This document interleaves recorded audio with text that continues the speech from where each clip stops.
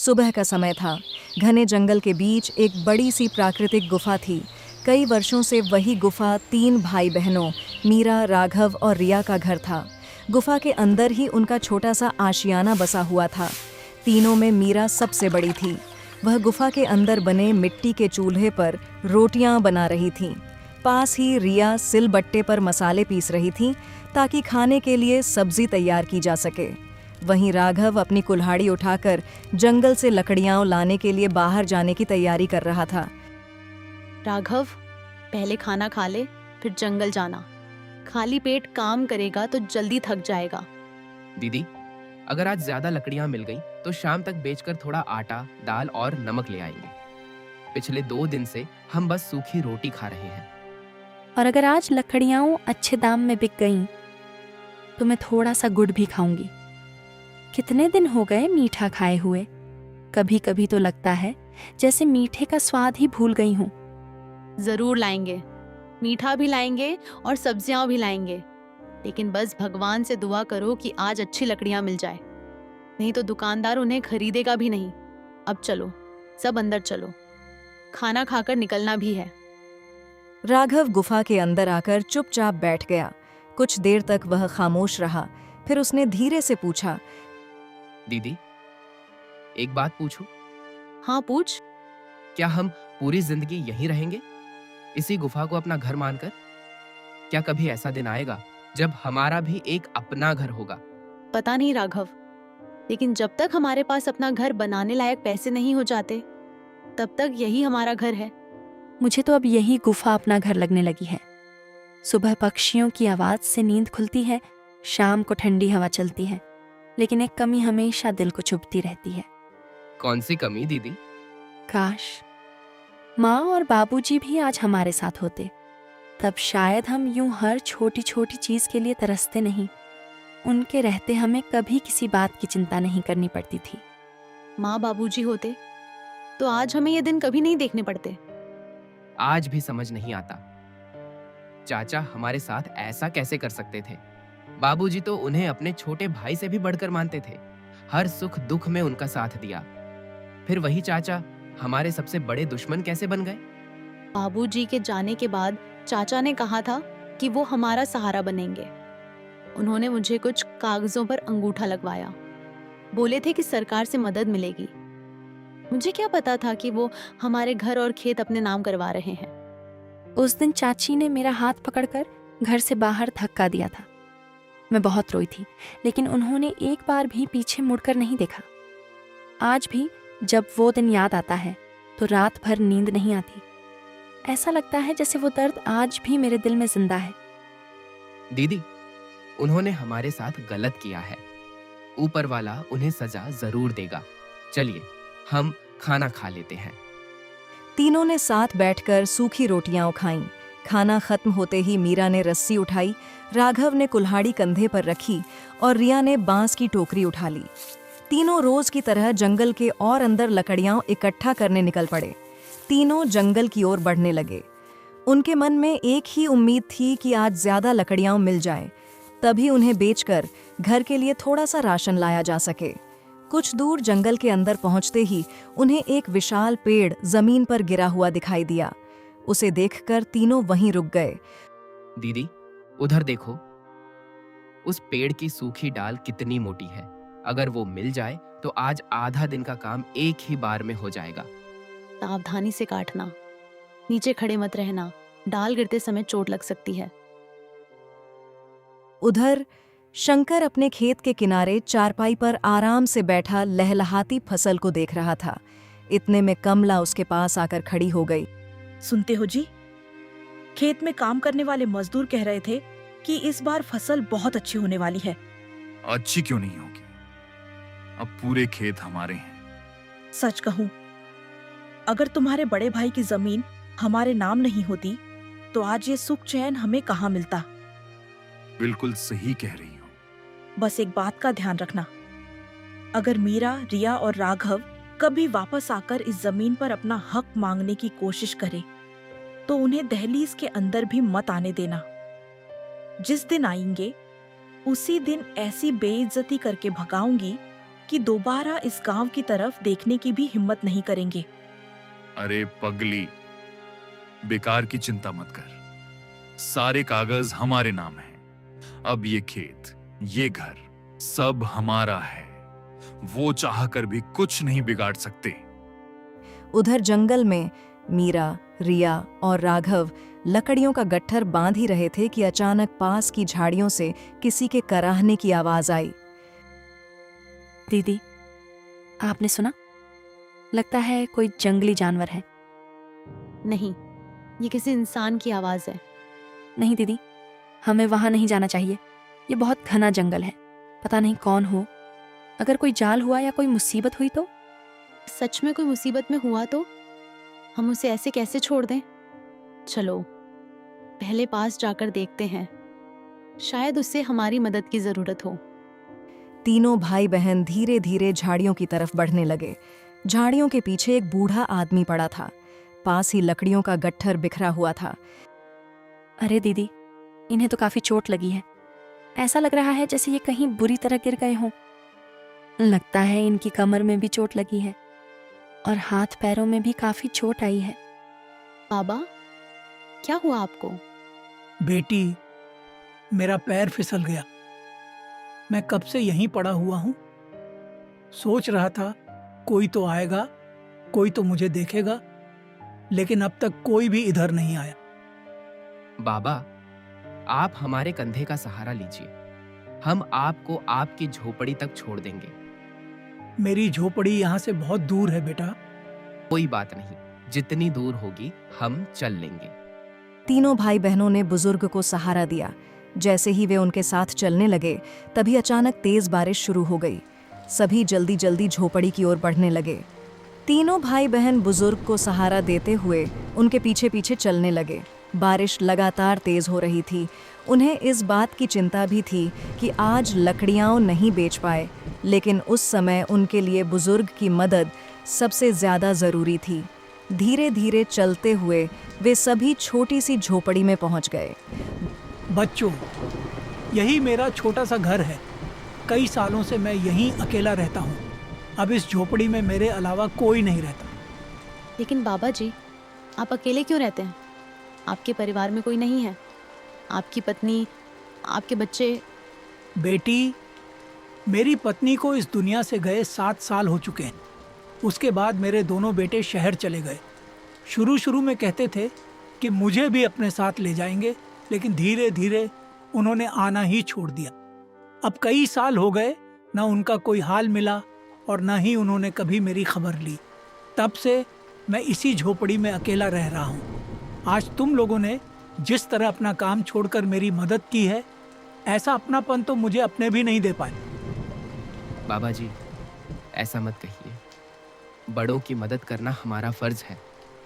माँ बाबूजी भी यही सिखाते थे कि मुसीबत में पड़े इंसान का साथ कभी नहीं छोड़ना चाहिए।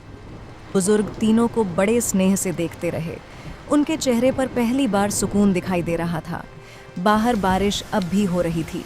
तीनों भाई बहन चुपचाप खड़े रहे ताकि बुजुर्ग थोड़ा संभल सकें। कुछ देर बाद उनकी तबीयत पहले से बेहतर लगने लगी। दीदी, अब हमें चलना चाहिए। बारिश लगातार बढ़ती जा रही है। अगर देर हो गई तो हमारी गुफा में भी पानी भर सकता है। रास्ता भी अंधेरा होने लगेगा, फिर लौटना मुश्किल हो जाएगा। हाँ रिया, अब हमें निकलना चाहिए। बाबा जी भी पहले से ठीक लग रहे हैं। अरे बेटा, इतनी तेज बारिश में कहाँ जा रहे हो? आज की रात यहीं रुक जाओ। जंगल का रास्ता सुरक्षित नहीं रहता। बारिश में फिसलन भी बहुत हो जाती है। मुझे अच्छा नहीं लगेगा कि मेरी वजह से तुम लोग किसी मुसीबत में पड़ो। आपकी चिंता के लिए धन्यवाद बाबा जी, लेकिन हमें जाना ही होगा। हमारी गुफा जंगल के बीच में है। अगर देर हो गई तो अंदर पानी भर सकता है और हमारा सारा सामान भी भीग जाएगा। आप बिल्कुल चिंता मत कीजिए, हम लोग सावधानी से चले जाएंगे। जब तुम लोग जाने की जिद कर ही रहे हो तो मैं तुम्हें नहीं रोकूंगा। तुमने अपनी मेहनत, अपना समय और अपनी लकड़ियां छोड़कर मेरी मदद की। मेरे पास तुम्हें देने के लिए कोई कीमती चीज तो नहीं है, लेकिन 1 मिनट रुको। इतना कहकर बुजुर्ग झोपड़ी के एक कोने में गए और वहां रखी एक बंधी हुई छोटी सी पोटली निकाल लाए। लो बेटा, इसे रख लो। रास्ते में या घर पहुंचकर खा लेना। मना मत करना, इसे मेरा आशीर्वाद समझकर रख लो। मैं तुम्हारी यह मदद जीवन भर नहीं भूलूंगा। बाबा जी, आपका बहुत बहुत धन्यवाद। भगवान आपको हमेशा स्वस्थ रखे। अगर कभी ज़रूरत पड़े तो हमारी गुफा में ज़रूर आइए। और अब अपना ध्यान रखिएगा, अकेले भारी लकड़ियाँ मत उठाइए। तीनों भाई बहन पोटली उठाकर बारिश के बीच अपनी गुफा वाले घर की ओर चल पड़े। घर पहुंचकर तीनों ने बाबा जी का दिया हुआ खाना खाया। बाहर तेज बारिश लगातार हो रही थी, लेकिन अंदर तीनों भाई बहन सुकून से बैठकर रोटी खा रहे थे। दीदी, अब हम रोज़ बाबा जी से मिलने जाया करेंगे और उनकी सेवा करेंगे। बेचारे अकेले हैं, उनका कोई नहीं है। कम से कम हमारे सिर पर किसी बड़े का हाथ तो रहेगा। खाना खाने के बाद तीनों अपने बिस्तर पर लेट गए और देखते ही देखते गहरी नींद में सो गए।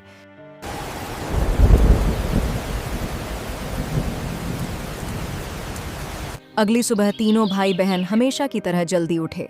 रोज की तरह वे जंगल से लकड़ियां काटते, उन्हें बाजार में बेचते और फिर बाबा जी की सेवा करने पहुंच जाते। कभी राघव बाबा जी के पास जाता, कभी रिया तो कभी मीरा। धीरे धीरे तीनों को उस बुजुर्ग से गहरा लगाव हो गया। बाबा जी, जल्दी से खाना खा लीजिए। आज आपके लिए आपकी पसंद की खिचड़ी लेकर आई हूँ, फिर आप दवाई खा लीजिएगा। बेटी, तुम तीनों भाई बहन मेरा कितना ख्याल रखते हो। इतना तो मेरे अपने बच्चों ने भी कभी नहीं रखा। वे तो मुझे इस बुढ़ापे में छोड़कर कहीं चले गए। मैं खुद को बहुत भाग्यशाली मानता हूँ कि उस दिन तुम लोग मुझे मिल गए। पता नहीं, अगर तुम नहीं मिलते तो मेरा क्या होता। बाबा जी, आप चिंता मत कीजिए, हम लोग हमेशा आपका ख्याल रखेंगे। एक दिन जब तीनों भाई बहन लकड़ियां बेचकर उन पैसों से राशन लेकर लौट रहे थे, तभी रास्ते में उन्हें चाचा शंकर और चाची कमला दिखाई दिए।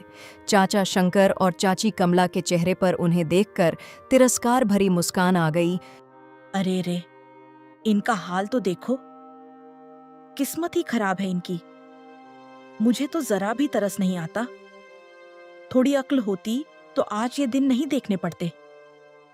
आखिर कब तक लकड़ियां बेचकर गुजारा करेंगे? इनका तो भगवान ही मालिक है। चाची, कोई साथ दे या न दे, हमें फर्क नहीं पड़ता। हमारी हिम्मत आज भी जिंदा है। जो जैसा करता है वैसा ही भरता भी है, इसलिए इतना घमंड ठीक नहीं। सच ज्यादा दिन छिप नहीं सकता। छोड़ो भी कमला, जिनकी किस्मत में जंगल की धूल लिखी हो, वो चाहे जितनी मेहनत कर लें, जिंदगी भर वहीं के वहीं रहेंगे। चाचा चाची तीनों भाई बहनों को ताना देकर वहां से चले गए। रोज की तरह उस दिन भी रिया बाबा जी के लिए खाना लेकर उनकी झोपड़ी पहुंची, लेकिन जैसे ही उसने अंदर कदम रखा, वह घबरा गई। बाबा जी चारपाई पर लेटे हुए थे। उनका चेहरा पीला पड़ चुका था और सांसें भी बहुत तेज चल रही थीं। बाबा जी, मैं आपके लिए खाना लेकर आई हूँ। पहले थोड़ा सा खा लीजिए, फिर दवाई भी खा लीजिएगा।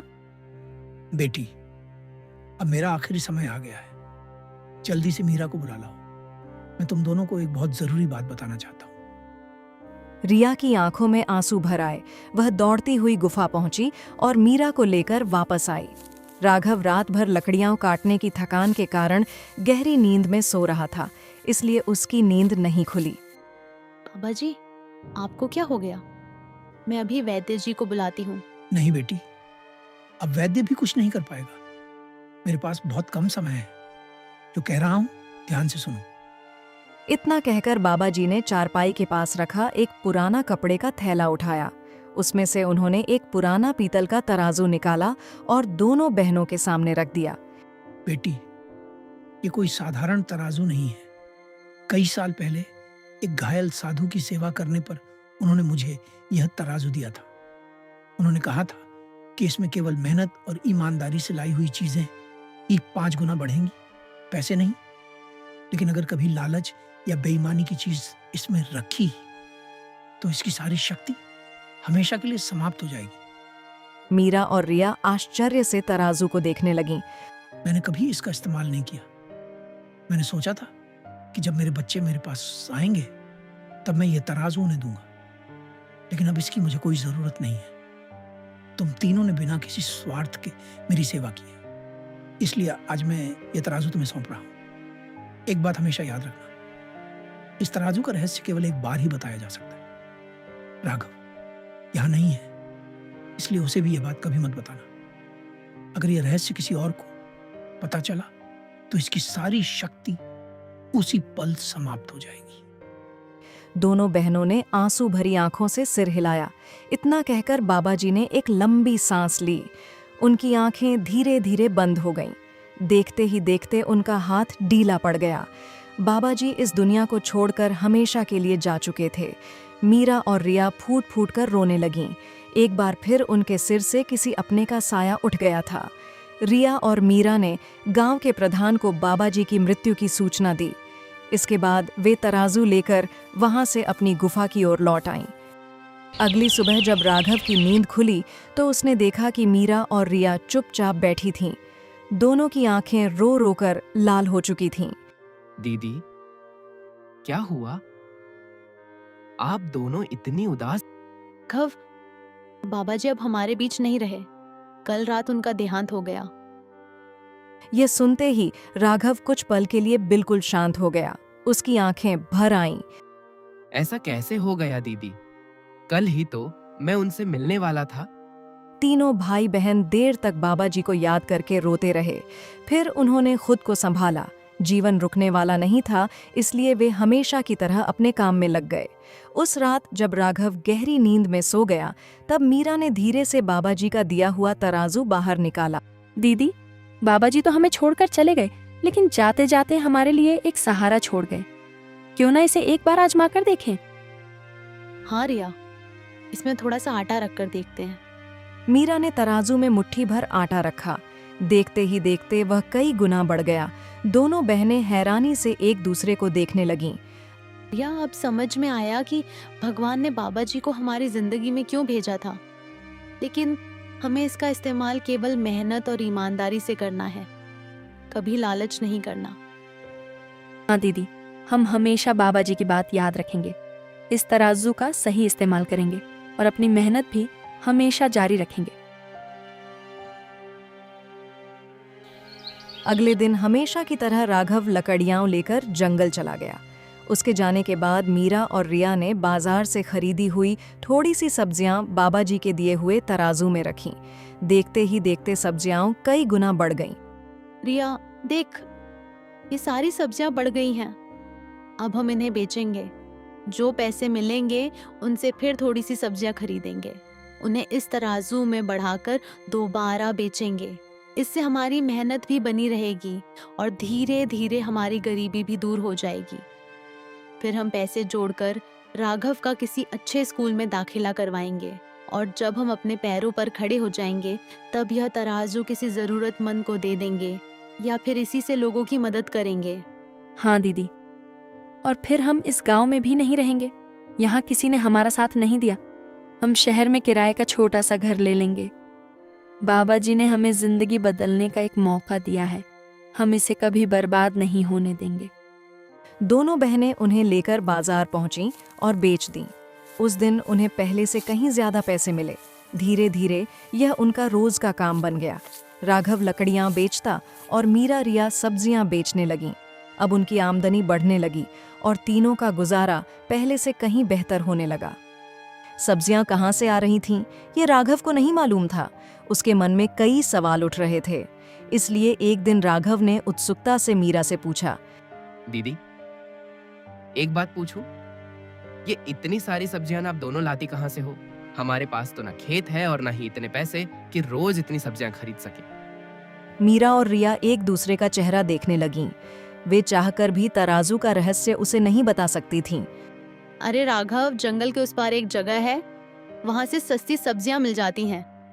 बस वहीं से ले आते हैं, इसलिए थोड़ा मुनाफा हो जाता है। अच्छा, तभी मैं सोचूं कि हमारी हालत इतनी जल्दी कैसे सुधरने लगी। राघव उनकी बात मान गया, लेकिन मीरा और रिया के मन में एक टीस थी।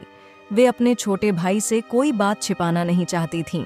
फिर भी बाबा जी की आखिरी सीख निभाना उनके लिए सबसे ज्यादा जरूरी था।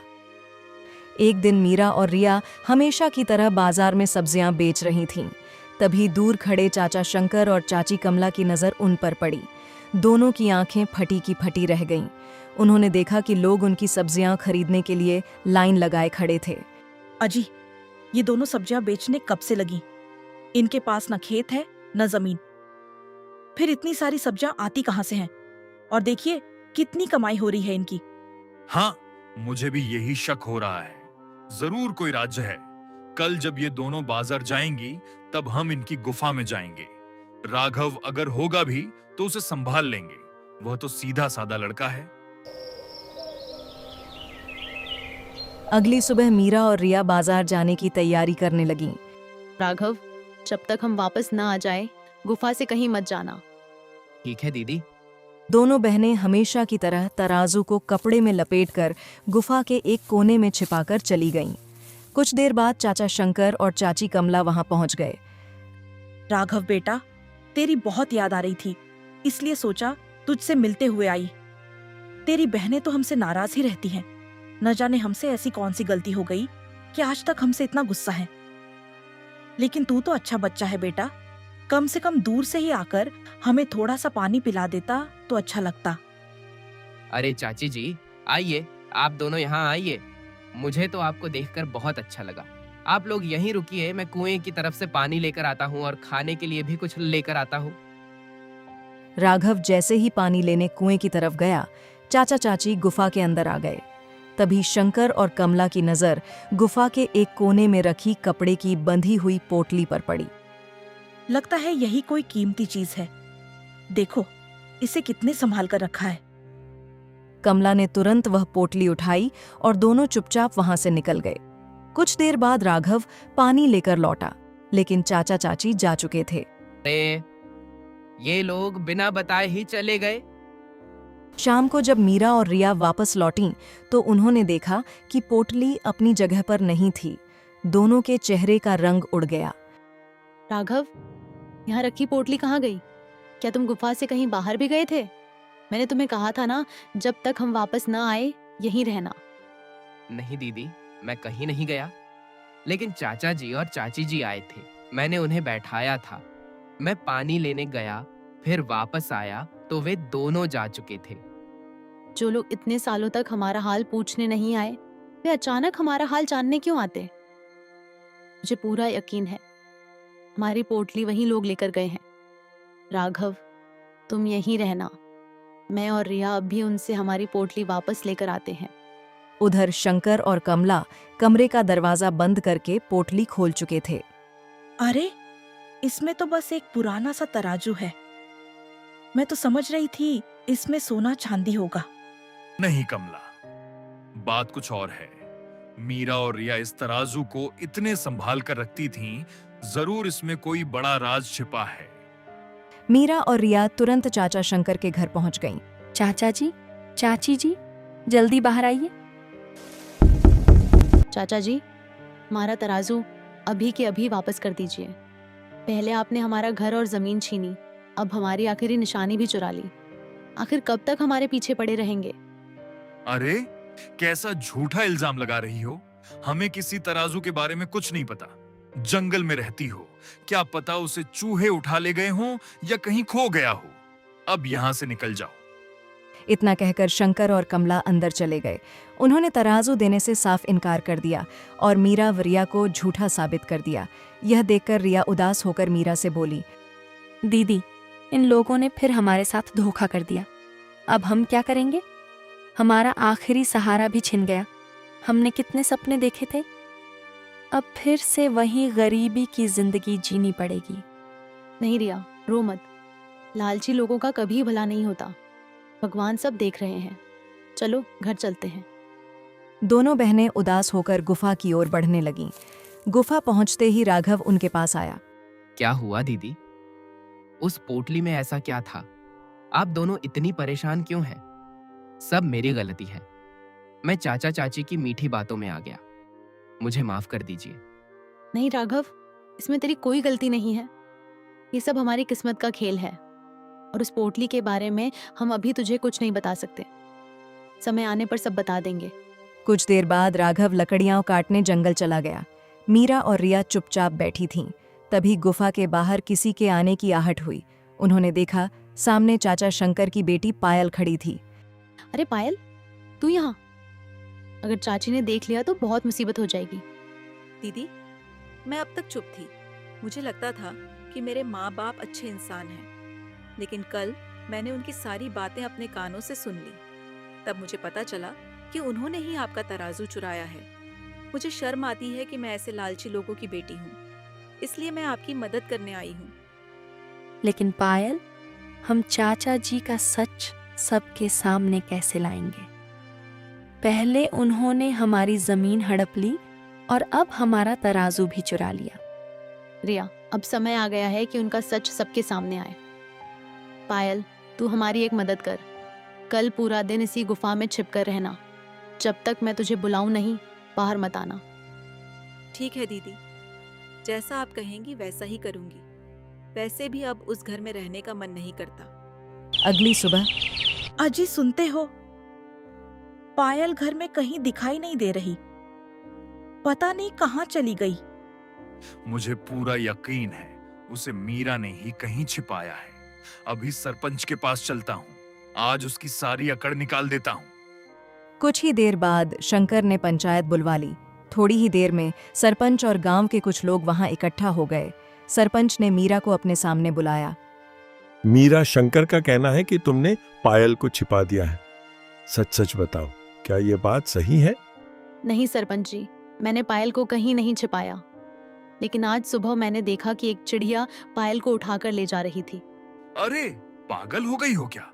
भला कोई चिड़िया किसी इंसान को उठाकर ले जा सकती है? क्यों चाचा जी? जब आपके हिसाब से हमारा तराजू चूहे उठाकर ले जा सकते हैं, और जब 10 साल की बच्ची से जमीन के कागजों पर अपने आप हस्ताक्षर हो सकते हैं, तो फिर चिड़िया पायल को क्यों नहीं ले जा सकती? मीरा की बात सुनते ही शंकर और कमला के चेहरे का रंग उड़ गया। पूरी पंचायत उनकी ओर शक की नजरों से देखने लगी। तभी वहां रिया, राघव और पायल भी आ गए। पायल सबके सामने आकर खड़ी हो गई। पिताजी, मैं आपको हमेशा एक अच्छा इंसान समझती थी। मैं सोचती थी कि बड़ी होकर आपकी तरह बनूंगी, लेकिन मुझे नहीं पता था कि आप इतने लालची हो सकते हैं। आपने बड़े पापा के परिवार के साथ धोखा किया, उनकी जमीन हड़प ली और अब उनका तराजू भी चुरा लिया। ऊपर से पूरे गांव के सामने झूठ बोल रहे हैं। मुझे आज अपने ही पिता पर शर्म आ रही है। पायल की बातें सुनकर शंकर का सिर शर्म से झुक गया। अपनी ही बेटी के मुंह से यह सब सुनकर उसे ऐसा लगा जैसे किसी ने सबके सामने उसका घमंड चूर चूर कर दिया हो। वह चाहकर भी कुछ नहीं बोल पाया। शंकर, आज तुम्हारा असली चेहरा पूरे गांव के सामने आ गया। इतने सालों तक तुमने हम सबको झूठ बोलकर गुमराह किया। पंचायत का फैसला है कि मीरा, रिया और राघव की जमीन, घर और उनका तराजू तुरंत उन्हें वापस किया जाए। और आज से तुम और तुम्हारी पत्नी उसी गुफा में रहोगे जहां रहने की मजबूरी तुमने इन तीनों भाई बहनों पर थोपी थी, ताकि तुम्हें भी एहसास हो सके कि उन्होंने किन मुश्किलों में अपनी जिंदगी बिताई है। पायल के बयान और मीरा की समझदारी से सच सामने आ गया। देर से ही सही, आखिर शंकर का लालच उसी पर भारी पड़ गया।